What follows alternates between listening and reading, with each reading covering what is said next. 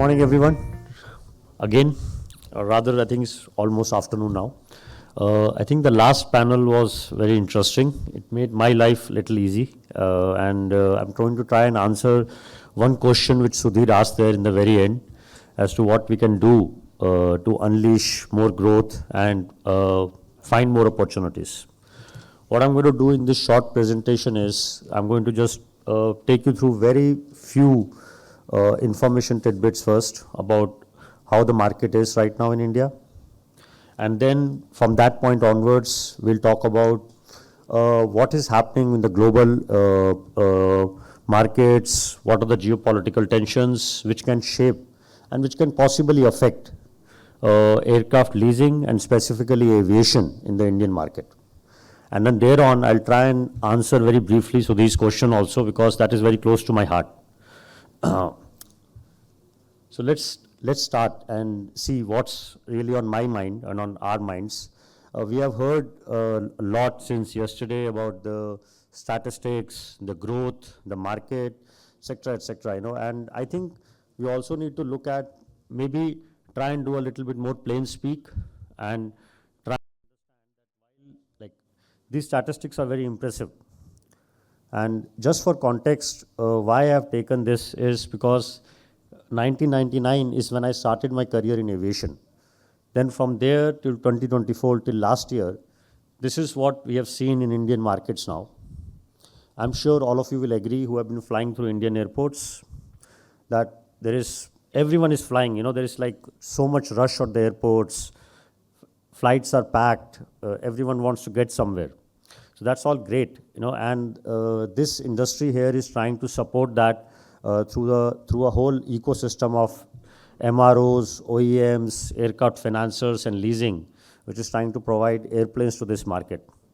I heard one panelist say in the last panel that we just have 800 airplanes flying. China has 3,000 plus.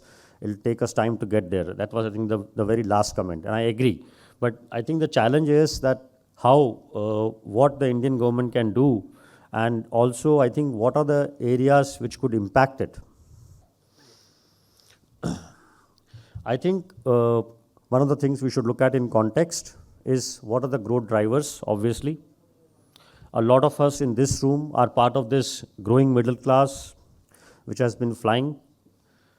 We see a great example of RCS, a regional connectivity scheme from the Indian market.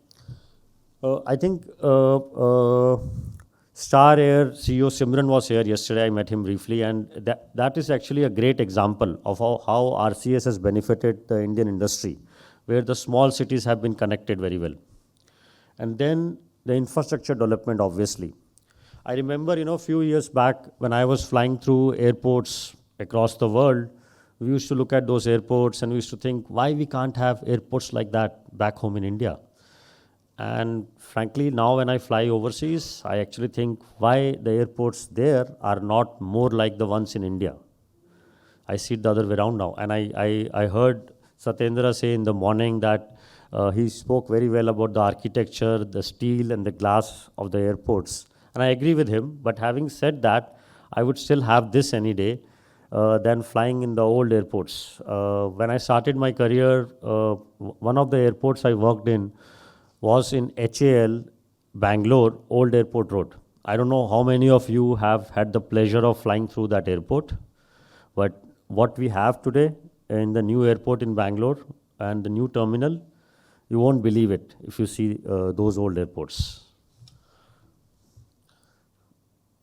And okay, I think this is the key topic I wanted to just touch upon before I go into the bit more in the markets. So what we see, in my opinion, while all the talk about Gift City, growth, and full disclaimer, Acumen has an entity in Gift City. We are a participant. We're also trying to grow our business there, and we think that the government has done a lot of things which are great. Having said that, in my experience, there are two key areas which need to be improved a lot. First and foremost, the tax policies. There was a joke I was sharing with a friend this morning. I think I should allude to it without saying the names, that the Indian taxman is going in the reverse order of alphabets. We heard about the Volkswagen case. We know about the Vodafone case. So my company's alphabet is A. So I'm hoping by the time it happens to me, I'll be retired. But let's see. And then there is all these arbitrary interpretations of the law in different states in India and different jurisdictions, which causes a lot of problem and hassles for a business or for a businessman like me when I'm trying to operate or get going into an innovative industry like aircraft leasing. And I'm actually saying this I'm trying to say this in a constructive manner by first-hand experience. Acumen currently operates in multiple jurisdictions. We have a business in China, we have a business in Ireland, US, and this is one area I feel strongly which India can do a lot to make better. And then very close to it is the burden of compliance. In my own personal experience, the burden of compliance is nowhere higher. If I have to say it maybe in a form of a meme, in a verbal manner, I would say the British gave us, with all due respect to my British friends, they gave us bureaucracy when they left. And I think we Indians turned it into an art form since they left. We have been the Picassos of bureaucracy. Everything there is compliance, and I'll talk about that a little bit more in the end. But that, I think, and this tax burden, these two together are holding us back. And if these can be simplified, can be eased out, that I think is the answer to the question from the last panel as to how to unleash real growth in this market, especially in our highly innovative industry of aircraft leasing and financing. So moving tack, I'm going to try and just touch upon some trends in the world right now, which I feel can have an impact on how aircraft leasing, financing, and aviation will shape up in India in this year or the years to come, rather. Borrowing from our friends in America, some of whom are here, let's try and make the world better, the world great, not just one or two countries. We heard about make India great, make America great, but maybe we should try and all work together and make the world great again. The US-China trade tensions, all of you are well aware of that. In our assessment, it will have a net positive impact on India because the focus, of the aircraft lessors, financiers is increasingly shifting more to India. See, in last 16, 17 years, since I've been running Acumen, I have never seen this kind of focus, what I've seen in last 2, 3 years over India. India has always been important, but not this. It has been extremely highly focused on the Indian market now. I think it's also driven by the order books by the Indian operators. But I think one reason for that is there is, as we are hearing in the manufacturing area in the world, there is a decoupling, China plus one. And I think that is that looks like it is also playing out in the aircraft leasing and financing industry right now. Having said that, I think there is also a net negative to come out of the overall aviation ecosystem because airlines don't operate in vacuum. It's not just the aircraft lessors give them airplanes and they fly. They need MROs, they need technologies. Their airplanes need to fly on profitable routes. And I think one of the net impact, what we are assessing right now of these issues is it will have an impact overall on the profitability of the airlines driven by these factors. Going on, supply chain disruptions, topic very hot. We are hearing all about it. To give an example of that, a few years back after the pandemic and the Ukraine-Russia war, the overall situation was such that airplanes, after they were grounded and they started flying again, there has been a shortage of parts, components. There have been other issues, engine problems. Some of them we have heard today and yesterday. But from a leasing perspective, I think it is quite balanced. Because on one hand, we are seeing that there is a focus in India, increased focus in our experience. There are more MROs coming up in India. There is more airplane transitions and business activities happening in India. Like few years back, before the pandemic, we were seeing airplanes were increasingly flying out of always flying out of India to go through a redelivery or a transition. They were going to places like Malaysia, Singapore, Hong Kong, Europe, obviously. That is still happening. But on an increasing number now, we come across projects and opportunities which are taking place on Indian soil. So that has changed a bit. We feel the lessors, at least the ones we work with, they become more comfortable with the Indian markets. And I think it's not all driven by choice also. As I said, bit of it is to do with supply chain problems, but net in net, it is a positive. However, this also leads to other problems. Fuel price, the dollar is extremely strong right now. That means lease rental payments is also a situation which puts a pressure on the bottom line of the airlines. Part supply challenges, like as an example, what I can tell you in our experience last year, the airplanes we were trying to get in air, some of them were like go first airplanes. A typical rotable, like a pump or a motor, what would have costed X pre-pandemic can today come at 5x the price. You know, that is the kind of, I'm talking about refurbished parts here. I'm not even talking about brand new parts. So that is the kind of supply chain disruption we are seeing now. And this is another reason, you know, one thing maybe it has not been touched upon enough in this conference. The delays in getting the airplanes back in air has not, while there is definitely an issue with the legal framework and other issues, but I also believe one of the challenges has been supply chain.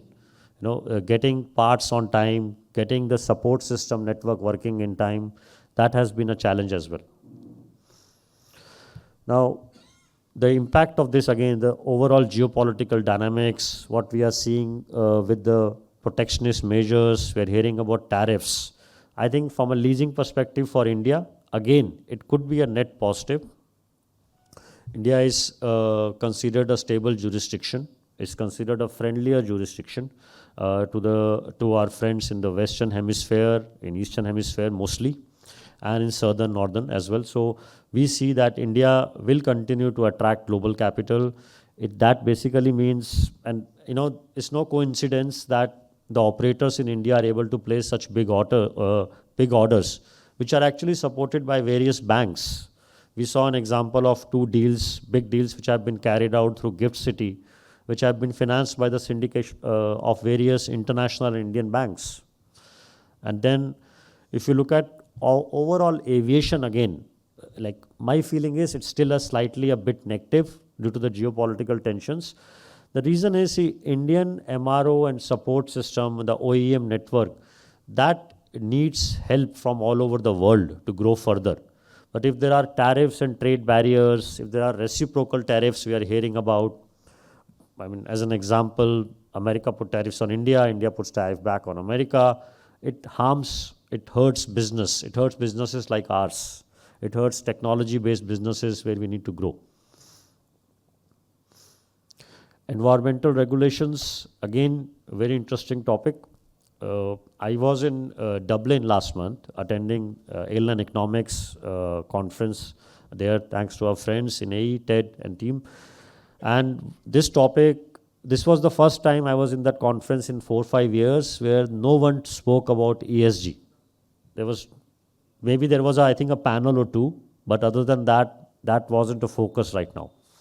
Maybe there are good reasons for it, but overall impact from India perspective, see, India is, we all know India is one of the topmost polluters because India is a developing economy.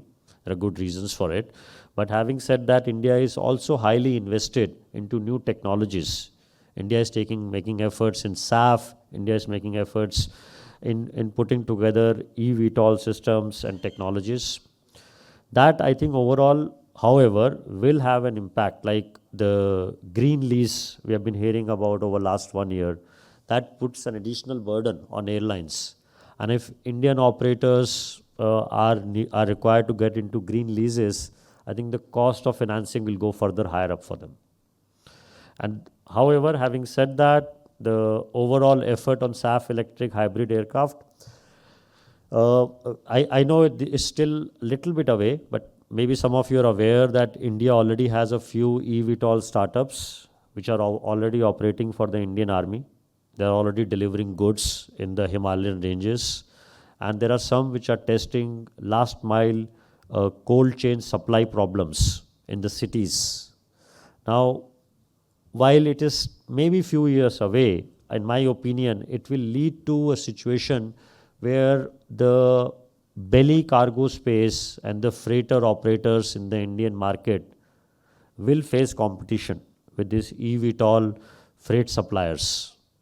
So that is again another likely competition which is going to come up in the coming years. Well, all that is fine. I don't think it will still stop India's growth. We still have opportunities. Maybe I'll try and put a couple of examples. One of them being our strengthening relationships with the world. We are member of the Quad, just an example I'm quoting there, but it supports our position as an emerging aviation hub. We know of, for example, the big engine MRO coming up in Hyderabad.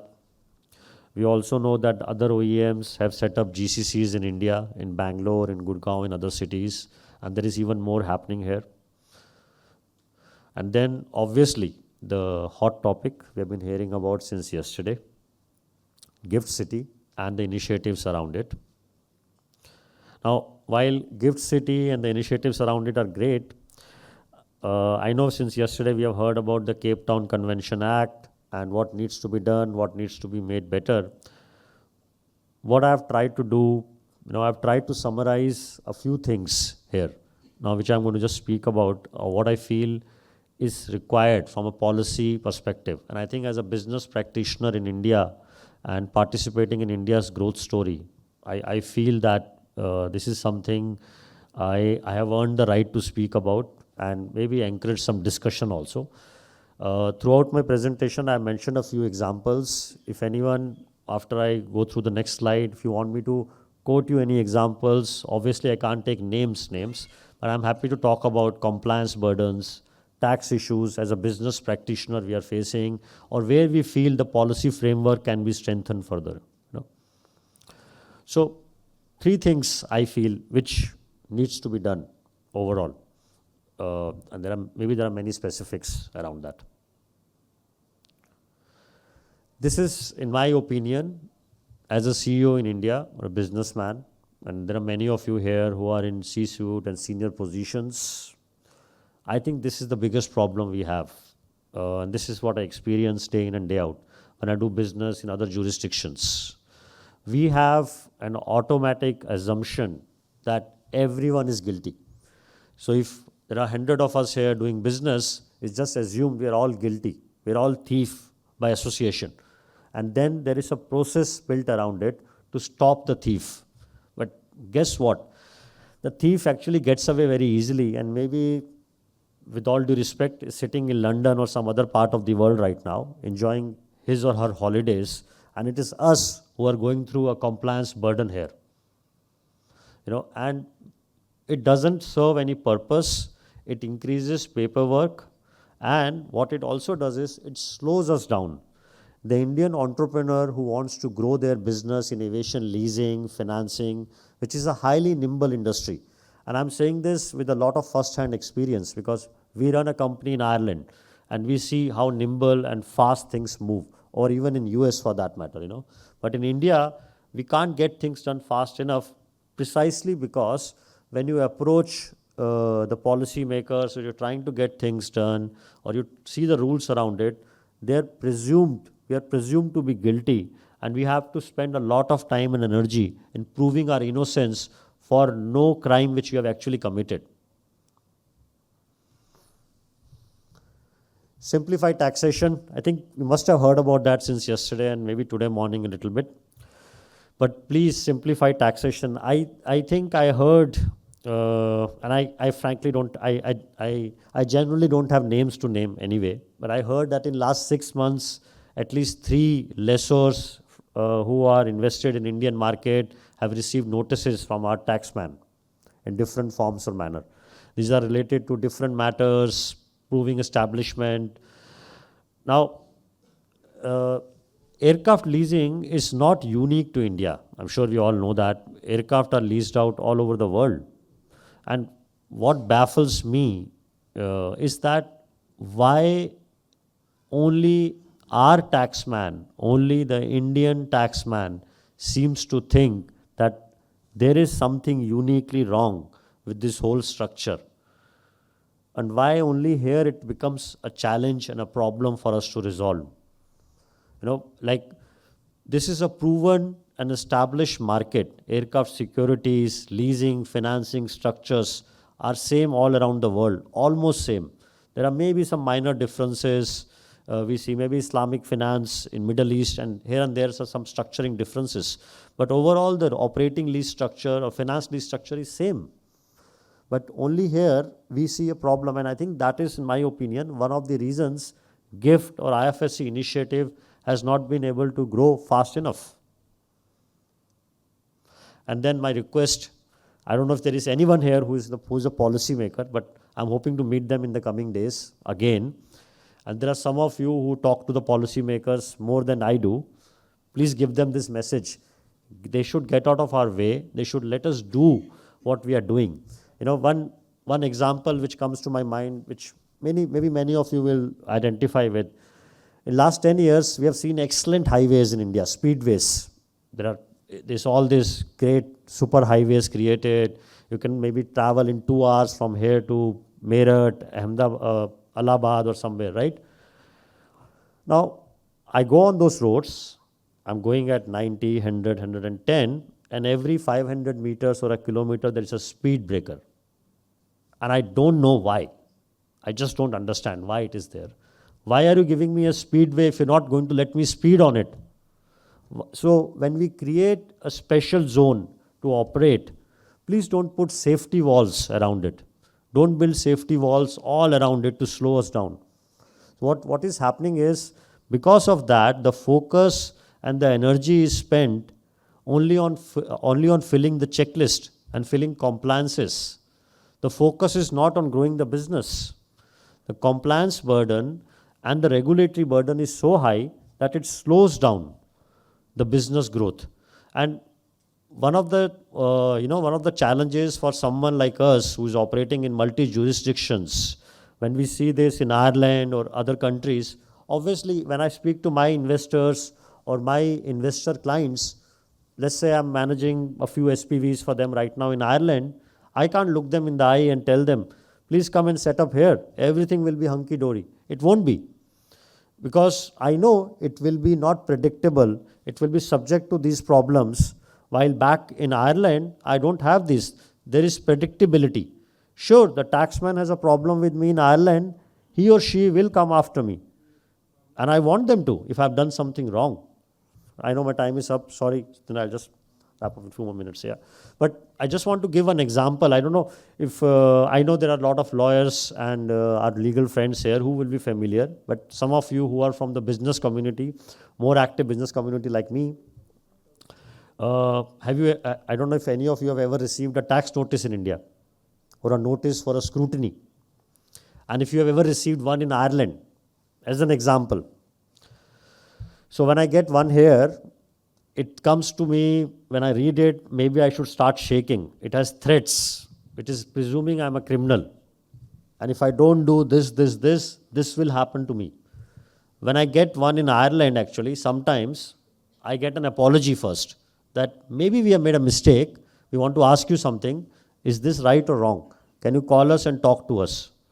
And I've been running a business since 2013 there.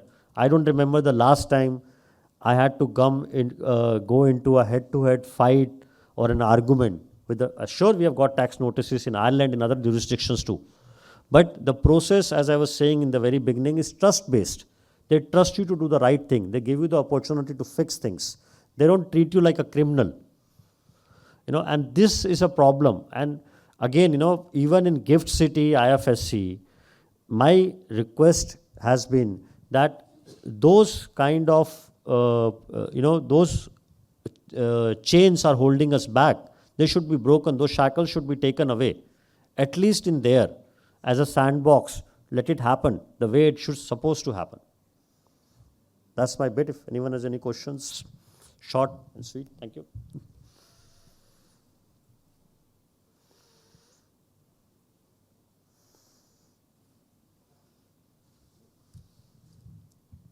Oh, you have a question, Amit? Yes.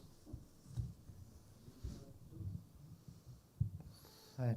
Do you think if a possibility of an ABS tailored to Indian aircraft financing needs coming up in the next 2-3 years for because aircraft financing is picking up, finance leases are picking up. So as ABS transactions are done, ABS is coming in Europe and US. Do you Yeah. think any possibility for ABS suited to Indian needs? So an ABS transaction will, I think the better person to answer would have been Kishore, but ABS transaction would have been, would be only possible, see, let's say there is a lessor already established, right? What do they do in a ABS is that they divest their stake in the assets. They put together a bucket of 25 assets and they attract investment from others. So what you're saying is, will that happen through gift city? That won't happen, in my opinion, unless first there are leases which are originating from gift city, right? Because the jurisdictional challenge, I mean, even the financing which has taken place, the syndications which have happened, what I am aware of, they're pass-through arrangements to a certain extent, and the head lease is sitting actually in Ireland in other jurisdictions, right? So it will happen, yes, but first thing first, the main operating lease has to originate, right? The questions? Or okay. Thank you everyone.